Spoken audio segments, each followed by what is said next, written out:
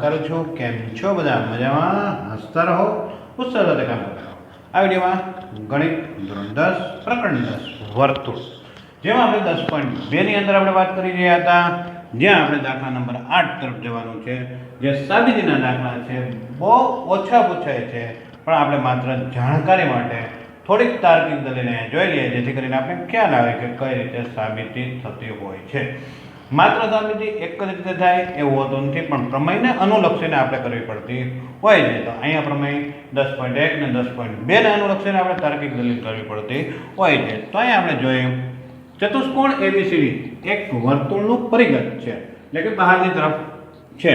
તો સાબિત કરો કે એબી વત્તા સીડી બરાબર એડી વત્તા બીસી, એટલે કે સામસામેની બાજુનો સરવાળો છે એ કેવો થાય છે? સમાન. તો આપણે 10.2 ની અંદર આપણે જોઈ ગયા કે વર્તુળની બહારના બિંદુમાંથી વર્તુળને દોરવામાં આવતા સ્પર્શકો, બે સ્પર્શક દોરાય છે. બે સ્પર્શકની લંબાઈ કેવી હોય છે? સમાન હોય છે.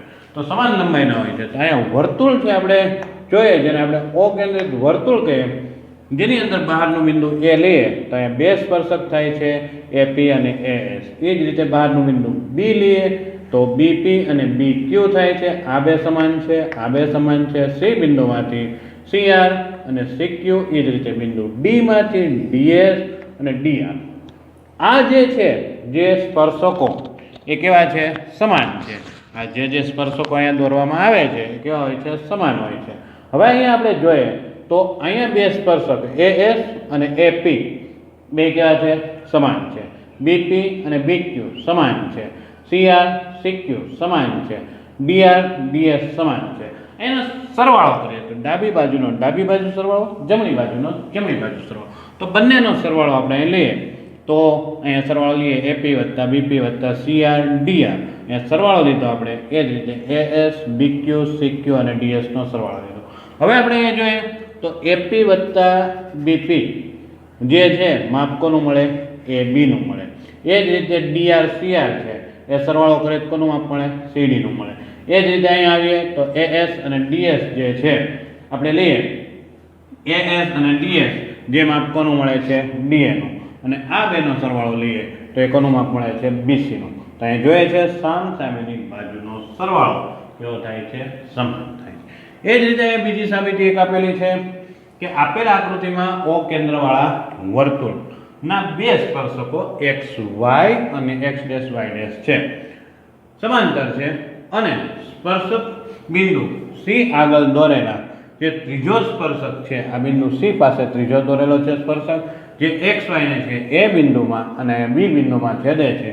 તો આપણે AOB છે આ 90 અંશનો છે તેવો આપણે દર્શાવવાનું છે. તો ઓ કેન્દ્રિત વર્તુળની અંદર આપણે જોઈએ છીએ તો OC ત્રિજ્યા છે, OP ત્રિજ્યા છે, OQ ત્રિજ્યા છે, PQ જે આપેલ છે એ વ્યાસ છે. હવે આપણે એ જોઈએ તો આપણે ખ્યાલ છે કે OPA આ કેવું થાય છે? 90 અંશનો ખૂણો.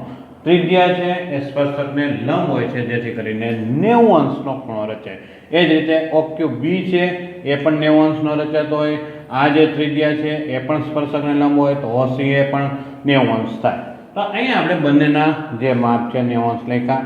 આ બંને ત્રિજ્યા છે જે સમાન છે. અહીંયા આપણે લઈએ તો AP અને AC નું માપ સમાન છે, તો અહીંયા OP અને OC ત્રિજ્યા છે, તો આ માપ પણ સમાન છે, એટલે કે ચતુષ્કોણ રચાય છે. આપણે એવું માની શકીએ છીએ 10.2 મુજબ લઈએ તો AO અને AO. તો અહીંયા જે ત્રિકોણ જે છે કાકબા પ્રમેય મુજબ છે બંને એકરૂપ થાય છે. તો અહીંયા OAP અને OAC એકરૂપ થાય, તો OAP અને OAC છે સમાન થાય. તો OAC નું માપ લઈએ, OAC જે આનું અડધું માપ છે, કોનું? PAC નું માપ છે અડધું થાય, એટલે કે દ્વિભાજક છે. ત્યાં આપણે દ્વિભાજક લીધો. એ જ રીતે આપણે લઈએ OQB લઈએ, જે OQB લીધું છે, અને OCB લઈએ તો એ પણ અહીંયા આપણે લઈએ છીએ કે બે કેવા છે? તો કે એકરૂપ છે, જેને કારણે ખૂણા પણ એકરૂપ થાય.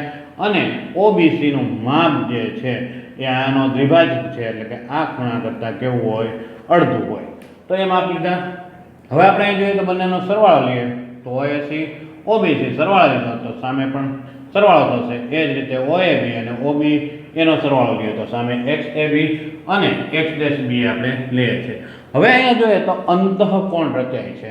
તો XAB આ અંતઃકોણ છે અને એ જ રીતે અહીંયા લઈએ એક્સ ડેશ બી એ તો આ અંતઃકોણ છે આ C8 તો અંતઃકોણનું માપ કેટલું હોય છે 180 તો આપણે 180 મૂક્યા તો અહીંયા બંનેનો સરવાળો કેટલો થાય છે તો અહીંયા 180 થયા તો આ બેનો સરવાળો એનો 1/2 જેટલો ભાગ થાય એટલે કે અડધું છે આની કરતાં જેથી માપ એનું અડધું થાય એટલે કે 90 થયું તો ત્રિકોણ જે રચાય છે કયો ત્રિકોણ AOB તો જેની અંદર આ બે ખૂણાનો સરવાળો 90 અંશ છે તો એ 90 આપણે 180 માંથી બાદ કરીએ તો આપણે 90 માપ મળે છે તો આ રીતે આપણે તાર્કિક દલીલ રીતે સાબિત કરી શકતા હોઈએ છીએ બસ હસતા રહો અને ઉત્સાહ સાથે કામ કરો જય